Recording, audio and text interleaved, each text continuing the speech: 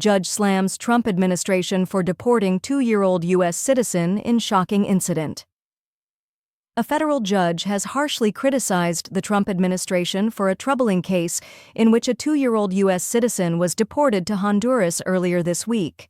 The incident has raised serious questions about the deportation process and the potential violation of the child's constitutional rights.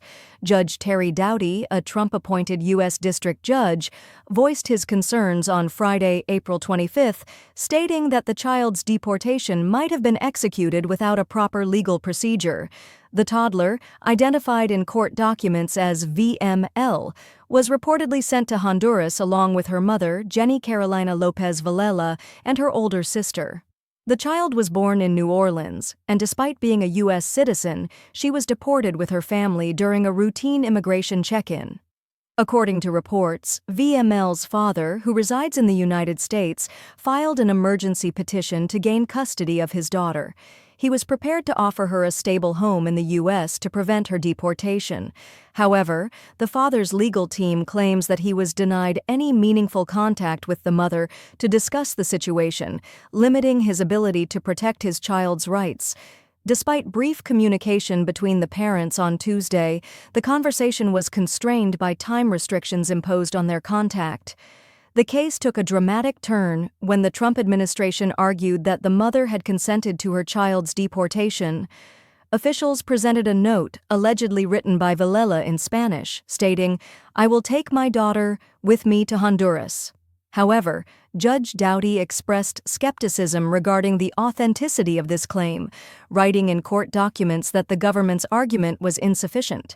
He pointed out that the court was not in a position to verify whether the mother had truly agreed to the deportation, leaving questions about the validity of the process.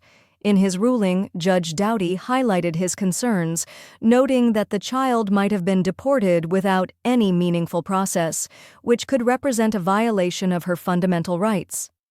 As the legal dispute unfolded, the government confirmed that the family had already arrived in Honduras, despite the ongoing investigation.